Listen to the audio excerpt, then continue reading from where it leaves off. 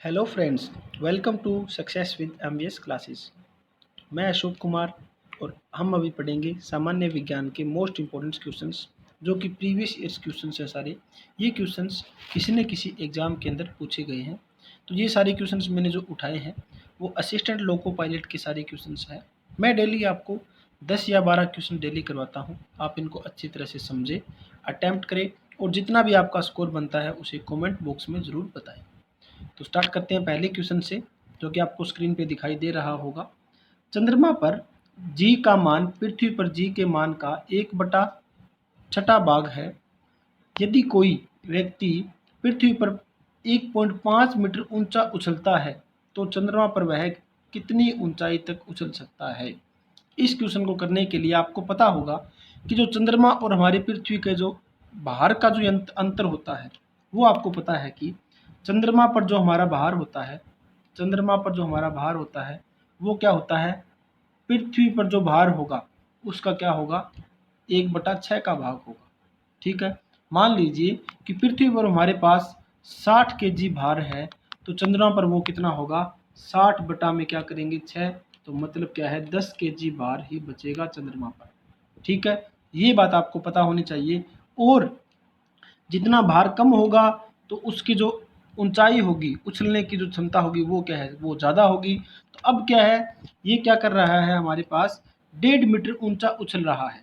1.5 metre ऊंचा उछलेगा तो हमें पता है 6 से इसे मल्टीप्लाई करेंगे तो 15 6 कितना होते हैं 90.1 गई, हमारे पास कितने बचेंगे 9। तो ये कितना ऊंचा उछलेगा, 9 मीटर ऊंचा उछलेगा। ठीक है, उम्मीद करता हूँ ये क्वेश्चन आपको समझ में आ गया है। नेक्स्ट क्वेश्चन देखते हैं। निम्न में से कौन से भौतिक विदों ने उत्प्लावक बल, जो से बोलते हैं बायोनेट फोर्स, के अस्तित्व की व्याख्या की है। तो बायोनेट फोर्स की व्याख्या किसने की थी, आप सभी को पता है कि आर्किमिडीज ने बायोनेट फोर्स की व्याख्या की थी। अब मैं थोड़ा सा आपको बायोनेट फोर्स के बारे में बताता हूँ। उत्प्लावक बल होता क्या है, जैसे कि मान लीजिए आपके पास ये कोई टब है। ठीक है, इस टब के अंदर क्या है, पानी भरा हुआ है टब के अंदर।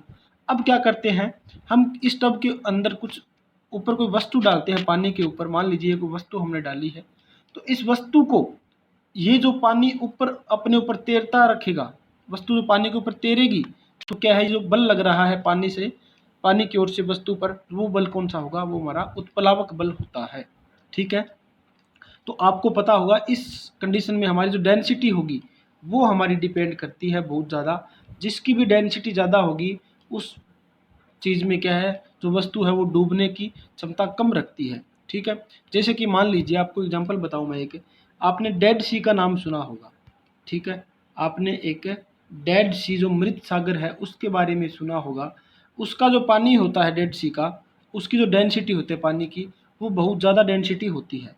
उसके अंदर क्या है, जो आदमी जो क्या है उस पानी के ऊपर चल भी सकते हैं और उसके ऊपर क्या है सोते हुए इस तरह से रहेंगे और अपने न्यूज़पेपर वगैरह पढ़ते रहते हैं, वो पानी के अंदर डूबते नहीं हैं। क्यों नहीं डूबते, क्योंकि उनके अंदर उत्प्लावक बल बहुत ज़्यादा लग रहा है और उस पानी की जो डेंसिटी है वो क्या है, बहुत ज़्यादा है। तो इसीलिए क्या है, हम बोल सकते हैं जो हमारा उत्प्लावक बल है वो मैंने आपको समझा दिया किस तरह से होता है।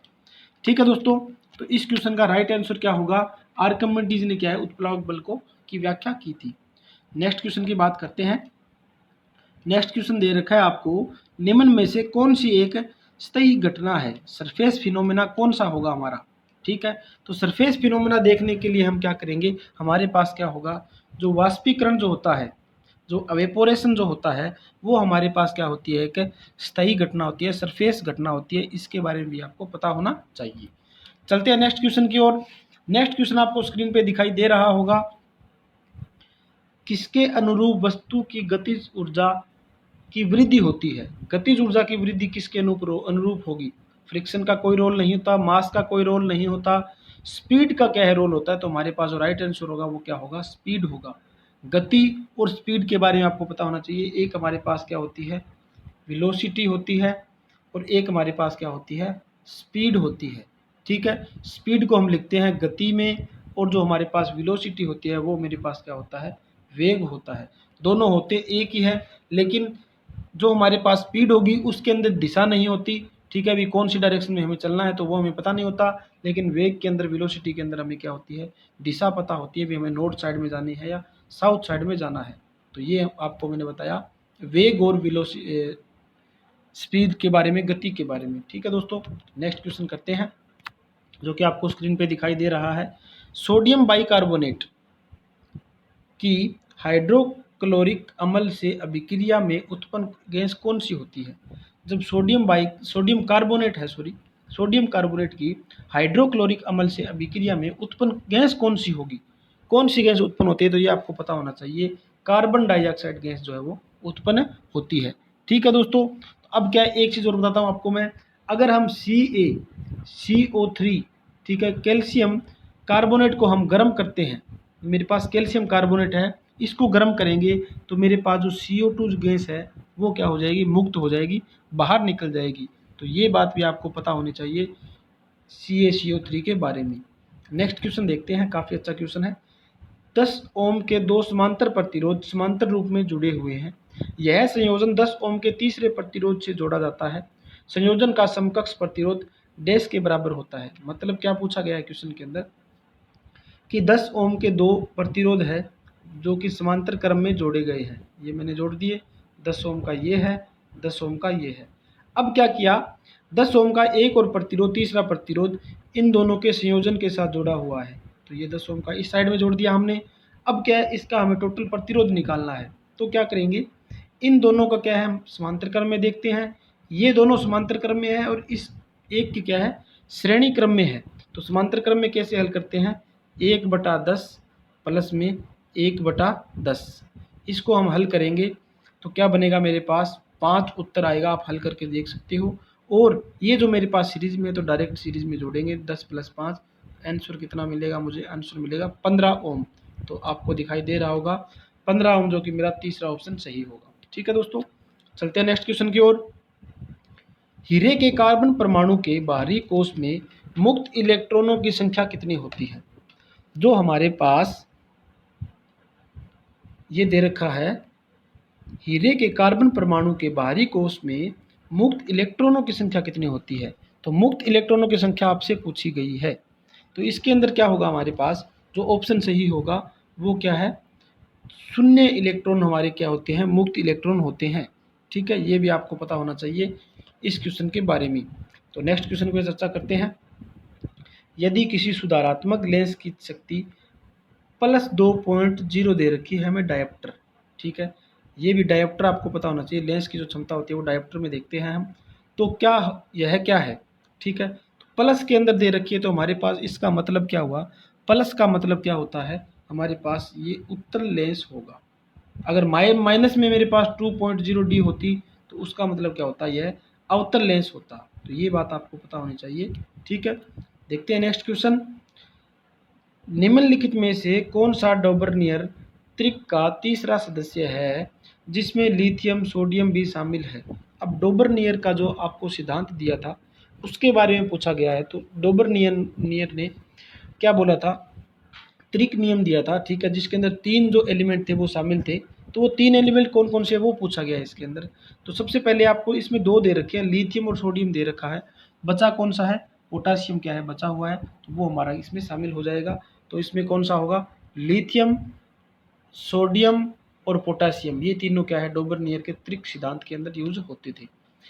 अब क्या है, लास्ट क्वेश्चन दे रखा है आपको, विद्युत रोधियों की प्रतिरोधकता कितनी होती है? विद्युत रोधियों मतलब क्या है, इंसुलेटर, जो कि धारा फ्लो नहीं करवा सकता।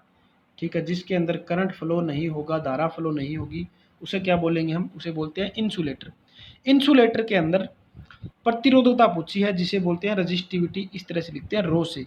रजिस्टिविटी प्रतिरोधकता हम लिखते हैं रो, बोलते हैं इसे रो। ठीक है, ये भी आपको पता होना चाहिए। तो अब हमारे पास जो प्रतिरोधकता है वो कितनी होनी चाहिए, हमारे पास प्रतिरोधकता क्या होगी, डी ऑप्शन सही रहेगा, 10⁻12 ओम मीटर से लेकर 10⁻17 ओम मीटर तक होनी चाहिए। कुछ बुक में अलग दे रखा है, कुछ यहाँ पर 18 भी दे रखा है, 10⁻18 भी दे रखा है।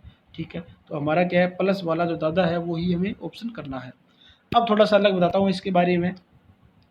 जो हमारी रजिस्टिविटी होती है उसकी इकाई की बात करें तो यहाँ पर भी आपको इकाई दिखाई दे रही है, ओम मीटर हमारी इकाई होती है। अगर आपको कहीं पर मीटर दिखाई ना दे तो आप ओम सेंटीमीटर भी ऑप्शन में टिक कर सकते हो। ठीक है, तो ये हमारी रेजिस्टिविटी है जो कि पदार्थ पर निर्भर करती है कि पदार्थ हमारा किस चीज़ का बना है। पदार्थ अगर तांबे का बना होगा उसकी रेजिस्टिविटी अलग होगी, अगर पदार्थ चांदी का बना होगा उसकी रेजिस्टिविटी अलग होगी। तो सभी पदार्थ की रेजिस्टिविटी जो होती है वो अलग अलग होती है। ठीक है दोस्तों, तो उम्मीद करता हूँ आज का ये सेशन काफ़ी अच्छा रहा है। इसी तरह से कि हम डेली आपको 10-12 क्वेश्चंस करवाते रहते हैं, इनको आप ज़रूर अटेम्प्ट कीजिए। आपके आने वाले हर एक एग्ज़ाम के लिए बहुत ही इंपॉर्टेंट रहेंगी। ये जो वीडियो ज़्यादा लेंथी वीडियो नहीं होती, थोड़ी सी टाइम के लिए होती है। तो आप इनको क्या है, अगर आपको लगे भी मैं धीरे धीरे पढ़ा रहा हूँ तो आप इसकी स्पीड बढ़ा सकते हो। स्पीड बढ़ाकर आपको इसको क्या है देख सकते हो। और आपकी तरफ से कोई भी सुझाव हो, अगर किसी भी प्रकार का कोई डाउट हो क्वेश्चन के अंदर, तो आप हमें आसानी से पूछ सकते हैं। तो ठीक है दोस्तों, मिलते हैं नेक्स्ट लेक्चर के अंदर। धन्यवाद।